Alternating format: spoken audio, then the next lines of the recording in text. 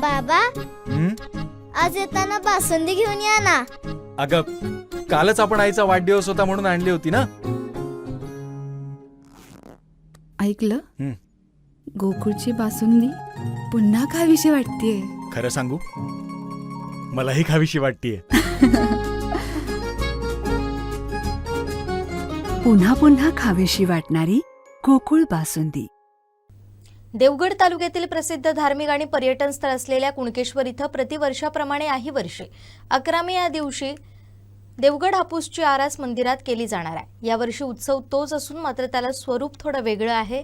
आंबा महोत्सव 2026 हा 10 ते 12 मे या कालावधीत साजरा केला जाणार आहे. सोमवारी 11 मे 2026 रोजी श्रीदेव कुणकेश्वर मंदिर परिसरात हा महोत्सव पार पडणार आहे. भाविक आणि पर्यटकांसाठी विविध उपक्रमांचं आयोजन करण्यात आलंय. मंदिराच्या पवित्र वातावरणात आंब्याच्या गोड सुवासानं भारलेला हा उत्सव दरवर्षीप्रमाणे यंदाही भक्ती आणि आनंदाचा संगम घडवणार आहे. महोत्सवाच्या निमित्तानं मंदिर गाभारा आणि परिसर हापूस आंब्यांची आकर्षक सजावट करण्यात येणार आहे. तसेच विविध जातींच्या आंब्यांचं प्रदर्शन आणि विक्री, आंब्यांपासून तयार केलेल्या विविध खाद्यपदार्थांची चव चाखण्याची संधी, तसेच आंब्याच्या रोपांची विक्री आणि प्रदर्शन असे अनेक उपक्रम यावेळी राबवण्यात येणार आहे.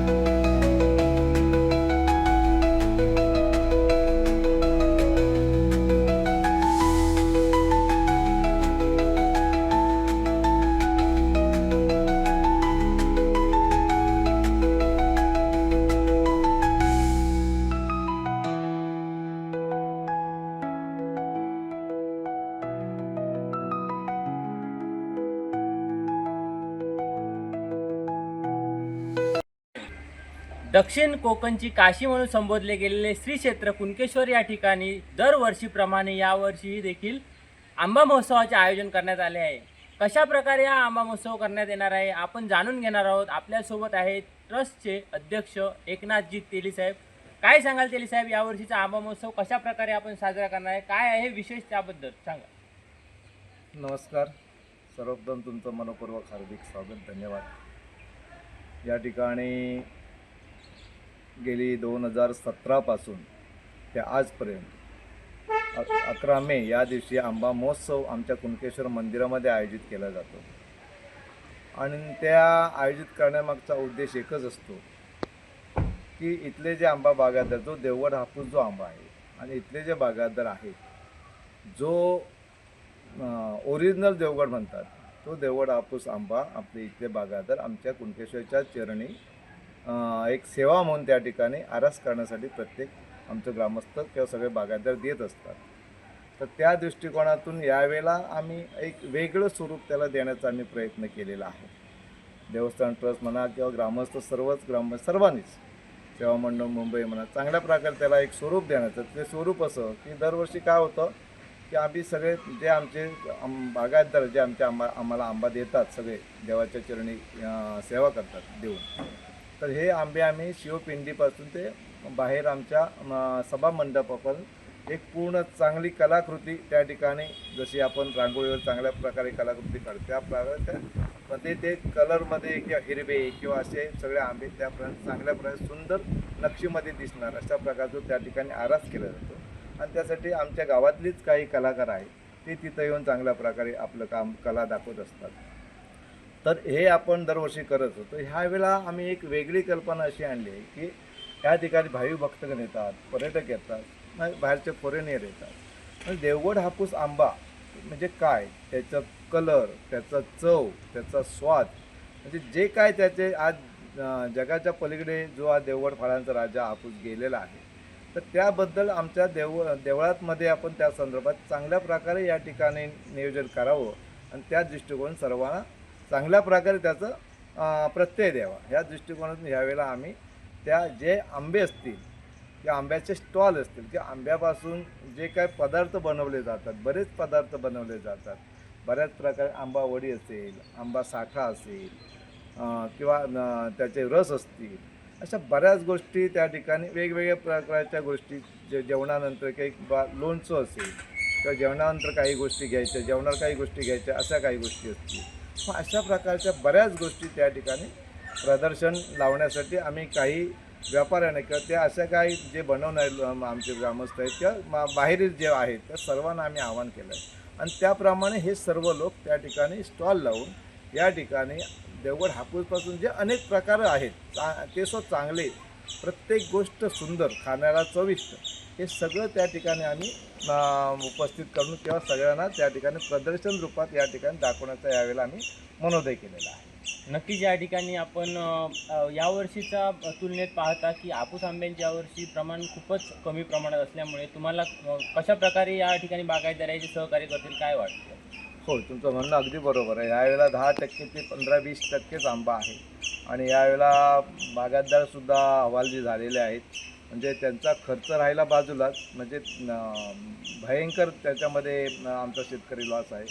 तर त्यासाठी तरी एवढंही असताना आमचे कुणकेश्वर जे आमच्या स्वयंवर जी श्रद्धा आहे, जे प्रेम, आपुलकी, आदर आहे, त्या ह्याच्यापोटी किती काही झालं तरी आमचे आंबा बागायतदार सर्व त्या ठिकाणी कुणकेश्वर चरणी एक प्रसाद म्हणून किंवा कुणकेश्वर चरणी एक सेवा या गोष्टीचा विचार करता किती जरी काही झालं तरी आमचा आंबा बागायत, तर त्या ठिकाणी आंबे माझ्या बागेत पिकलेले आंबे किंवा माझ्या घरातला हक्काचा आंबा त्या ठिकाणी कुणकेश्वरच्या मंदिरामध्ये जावा आणि त्या माझ्या आंब्याची आरास व्हावी आणि तो आरास होऊन चांगल्या प्रकारे तिथं येणारा पर्यटक, भाविक भक्तगण त्याला बघितल्यानंतर एक वेगळा समाधान, आनंद, भक्तिमय वातावरण, ह्या गोष्टी ज्या आहेत त्यासाठी आमचा शेतकरी कितीही काही झालं जरी, म्हणजे आता एखादी गोष्ट ऋण काढून किंवा कर्ज काढून एका त्या पद्धतीत इकडे तिकडे कुठल्याही याच्यात काही असू दे, पण कुठना ते आंबे उपस्थित करणार किंवा आणून देणार आणि या ठिकाणी आमचा आंबा महोत्सव म्हणजे आमच्या कुणकेश्वर देवाचा आंबा महोत्सव चांगल्या प्रकारे पार पाडण्यासाठी आम्हाला सर्वजण चांगल्या प्रकारे सहकार्य करणार आहेत. आणि त्या दृष्टीने उद्याचा 10, 11, 12 जो काय महोत्सव मे 2026 जो होणार आहे तो भरगच्च आणि चांगल्या प्रकारे होणार आहे ही आम्हाला खात्री आहे. नक्कीच या ठिकाणी जो आंबा आरास केला जातो त्यानंतर त्या आंब्यातून पुढे काय होतं काय सांगा? हां, तो आम्ही भाविक भक्तगणांना एक प्रसाद म्हणून देतो. त्याच्यानंतर आमची जी शासकीय पूर्ण जिल्ह्यामध्ये जे काही खाती आहेत त्या सर्वांना एक प्रसाद म्हणून आम्ही देतो. कारण आम्ही हे सगळे शासकीय जी खाती आहेत आमची जी यात्रा होती महाशिवरात्र लाखो लोक त्या ठिकाणी येत असतात आणि त्यासाठी हे सर्व कलेक्टर असू देत, प्रांत असू देत, पोलीस खातं असू देत, आरोग्य खातं असू देत, प्राथमिक जे काय प्रश्न हे येतात ती म्हणजे सगळी जी काय खाती आहेत ती या ठिकाणी आमचे गेले यात्रेच्या वेळी जवळजवळ 5 ते 7 दिवस सगळं नियोजनासाठी आमच्यावर हातात हात घालून काम करत असतात. मग एक त्यांनासुद्धा या आमच्या देवाबद्दल एक आस्था आहे, आपुलकी आहे, एक त्याची सेवा करण्याच्या दृष्टीवर हे सगळे येत असतात. मग ह्या सगळ्या गोष्टीतून त्याही लोकांना आम्ही तो प्रसाद म्हणून देत असतो आणि सर्व भाविक भक्तगणांना आणि येणारे जे कोण आमचे पाहुणे मंडळी आहेत त्यांना आम्ही एक प्रसाद म्हणतो त्याचं वाटप करतो. नक्कीच या ठिकाणी जे देशी विदेशी पर्यटक असतील त्यांना एक देवगड हापूस हा ब्रँड आहे हा त्यांच्यापर्यंत पोहोचवण्याचा हा तुमचा थोडासा प्रयत्न असेल त्याबद्दल काय सांगाल? आता बघताय तुम्ही फळांचा राजा देवगड हापूस आणि देवगड हापूस म्हणजे इथला जो निसर्ग आहे इथलं जे कातळ आहे जांभा दगड आहे त्याच्यात जे काही चव आहे आता देवगड हापूस का गाजलेला आहे तर त्या कातळावरची जी कलमं आहेत हापूसची आणि त्याला जी चव येते ती त्या कातळाच्या जांभ्या दगडापासून त्याच्यामध्ये सगळे ते काम झाडाला जे पाहिजे असते ते सगळं त्याच्यामध्ये गुण मिळतात किंवा जे काय अन्न मिळतं आणि त्या दिवशी त्याचा जो चव त्याचा कलर त्याचा स्वाद वाससुद्धा एवढा जबरदस्त येतो देवगड ओरिजिनल हापूस आंब्याचा.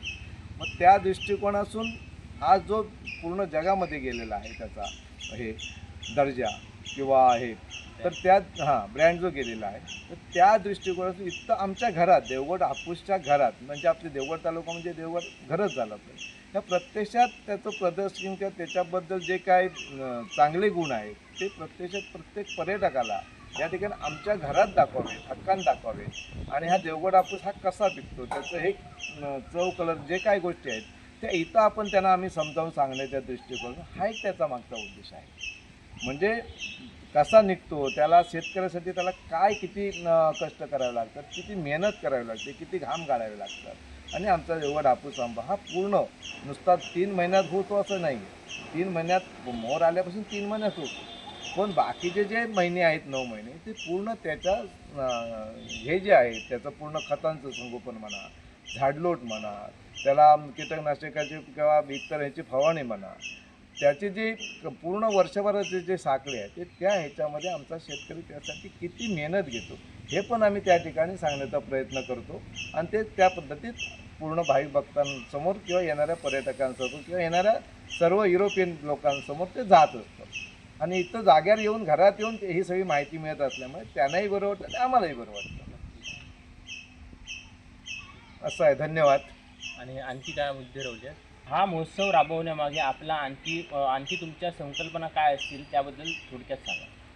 संकल्पना भरपूर आहेत पण त्याच्यात बऱ्याच गोष्टी बोलण्यासारख्या आहेत पण महत्त्वाचा मुद्दा तुम्ही विचारलेला आहे की हा जो हापूस आंबा आहे आज आमचा आंबा बागायतदार मार्केटला पाठवतो किंवा प्रायव्हेट पाठवतो. काही ठिकाणी लॉस होऊन त्या ठिकाणी रेट येत असतात काही ठिकाणी प्रायव्हेट केल्यानंतर त्याला 4 पैसे मिळत असतात पण इथं त्याला एक वेगळं मार्केट मिळावं. ह्या दिवसात ज्या वेळेला देवगड हापूस जेव्हा तयार होतो मग तो जानेवारी फेब्रुवारी मार्च एप्रिल मेपर्यंत जे काय आंबे स्टेप बाय स्टेप तयार होतात तर इथल्या ते मार्केट तयार व्हावं इथल्या शेतकऱ्याला चांगले पैसे मिळावे त्याच्या दर्जाप्रमाणे दर्जेदार पैसे मिळावे त्या पिकातून आणि आमचा शेतकरी ह्याच्याहीपेक्षा त्या देवगड हापूसमध्ये आणखी गुण कसे येते त्यासाठी झटावा. म्हणजे 4 पैसे मिळाल्यानंतर कोणी त्याला खर्च करायला तयार असतो खतं म्हणा की जे काय असेल ते मग त्या दृष्टीने त्याची बाजारपेठ इथं निर्माण होण्यासाठी तो एक आमचा महत्त्वाचा एक स्वप्न आहे एक कल्पना आहे आणि विचार आहे. मग त्या दृष्टिकोनातून सुद्धा आमचा श्रीदेव कुणकेश्वर आम्हाला चांगल्या प्रकारे आशीर्वाद देईल आणि चांगल्या प्रकारे इथं मार्केट आपल्या देवगड तालुक्यामध्ये एक मार्केट निर्माण होईल अशी आम्हाला आशा आहे. नक्कीच या ठिकाणी मार्केट यार्डचं देखील आपले आमदार असतील, आपले पालकमंत्री असतील, मार्केट यार्ड नांदगाव येथे उभारण्याचा त्यांचा संकल्प आहे. त्या दृष्टिकोनात आपण देवगडमध्ये देखील मार्केट यार्डचा ते करतील असं तुम्हाला वाटतंय, काय सांगा त्याबद्दल? नाही, मार्केट यार्ड हे कसं असतं, आता मुंबईचं मार्केट यार्ड पकडलं तर सगळ्या दृष्टिकोनातून ते वाशीला आहे. आता मार्केट यार्ड आत्ता पालकमंत्र्यांनी नांदगाव ते चांगल्या प्रकारचं सुसज्ज मार्केट यार्ड म्हणजे त्याला गाडीची व्यवस्था म्हणा किंवा फ्लाईटचं म्हणा किंवा आता इथून परदेशात पण जातो, या सगळ्या दृष्टिकोनातून सगळ्या गोष्टींना चांगल्या प्रकारे तो मार्गस्थ होण्यासाठी सहकार्य लागेल अशा प्रकारची जागा निवडावी लागते. आज समजा पालकमंत्र्यांनी आणि सन्माननीय नारायण राणे साहेबांनी आमचे खासदार खासदार दादा यांनी चांगलं तिथं नांदगावला एक जागा घेऊन त्या ठिकाणी त्यांच्या प्रयत्नातून आणि आमची सिंधुदुर्ग बँकेच्या प्रयत्नातून या सगळ्याच्या ह्याच्यात त्या ठिकाणी चांगल्या प्रकारचं मार्केट त्या ठिकाणी निर्माण होण्यासाठी त्यांनी प्रयत्न केलेले आहेत आणि ते चालू आहेत आणि चांगल्या प्रकारचे मार्ग असतात. त्या दृष्टिकोनातून देवगडचं भलं कसं होईल, देवगडचा विकास कसा होईल हे आमचे पालकमंत्री सातत्याने त्या ठिकाणी पराकाष्ठा किंवा मेहनत घेत असतात. आणि ते उद्या जर देवगडसारख्या ठिकाणी जर त्या पद्धतीचं मार्केट होत असेल तर आमच्या पालकमंत्र्यांना तेच हवं आहे की देवगडचा विकास कसा होईल, देवगडच्या आंबा बागायतदाराला किंवा देवगड हापूस हा आणखी चांगल्या प्रकारे साता समुद्रात जगावर कसं जाईल ह्यासाठी आमचे पालकमंत्री सर्वतोपरी प्रयत्न आहेत. आता या ठिकाणी नुकसान झालेलं आहे त्यासाठी जास्तीत जास्त नुकसान भरपाई देण्यासाठी किंवा इथला दुसरा भाग म्हणजे मच्छीमार त्यासाठी सुद्धा चांगले पैसे मिळण्यासाठी किंवा आज त्यांची जी परिस्थिती आली त्या ठिकाणी शासनाच्या माध्यमातून चांगल्या प्रकारे तिथं मदत देण्यासाठी त्यांच्या आटोकाट सन्माननीय आमचे मुख्यमंत्री फडणवीस साहेब यांच्याशी बाकी त्यासंबंध जे कोण आणखी असतील त्याचे जास्तीत जास्त संपर्क असतो ह्यासाठी सगळ्या शेतकऱ्यांना मच्छीमार असतील आंबाबाग सगळ्यांना चांगल्या प्रकारे त्या ठिकाणी नुकसान भरपाई मिळेल आणि चांगल्या प्रकारे मदत मिळेल. हे जे संकट आले या संकटातून बाहेर येण्यासाठी ते चांगल्या प्रकारे प्रयत्नात आहेत आणि त्या प्रयत्नांना यश येईल ह्याची आम्हाला खात्री आहे. नक्कीच या ठिकाणी जो आंबा महोत्सव आहे कुणकेश्वरमध्ये यामध्ये त्या ठिकाणी आंब्याचं जो मार्केट होणार आहे आणि त्याच्या उद्देशाने सांगायचं म्हणजे ह्या सर्व जो काय आंबा महोत्सव आहे ह्या आंबा महोत्सवाला ज्यांना इथं स्टॉल लावायचे असतील जे आंब्यापासून जे सगळे पदार्थ बनतात त्या सगळ्यांसाठी मग बचत गट असतील किंवा अनेक असतील किंवा अनेक प्रकारचे रस असतील, लोणची असतील, आंबा पोळी असेल, ह्या ज्या काय गोष्टी आहेत 101 म्हणजे आणि नवीन काय कोणाकडे असतील ह्यासाठी आम्ही मोफत स्टॉल या ठिकाणी उपलब्ध करून दिलेले आहेत. अशांना जर या ठिकाणी स्टॉल लावायचे असतील त्यांनी त्वरित 9 तारीखपर्यंत आमच्या देवस्थान ट्रस्टशी संपर्क साधायचा आहे आणि त्याप्रमाणे ह्या सर्व आंबा महोत्सवाला सर्व भाविक भक्तगणांनी सर्व पर्यटकांनी इथं येऊन चांगल्या प्रकारे या ठिकाणी आस्वाद घ्यायचा आहे, सगळ्याचा आनंद घ्यायचा आहे आणि आम्हाला हा कार्यक्रम सर्वगुण संपन्न भरगच्च कसा होईल यासाठी सर्वांनी आम्हाला सहकार्य करायचं यासाठी आम्ही देवस्थान ट्रस्टच्या वतीने सर्वांना मी आवाहन करतो आणि विनंती करतो सर्वांनी जास्तीत जास्त संख्येने या आणि आमचा कार्यक्रम चांगल्या प्रकारे पार पाडा. धन्यवाद. नक्कीच या ठिकाणी जो कुणकेश्वर क्षेत्रीय आंबा महोत्सवाचे आयोजन करण्यात आले आहे त्यामागचा उद्दिष्ट आपण जाणून घेतला. या ठिकाणी आपण एकनाथ तेली साहेबांकडून कोकण 7 लाईव्हसाठी नागेश दुखंडे, देवगड.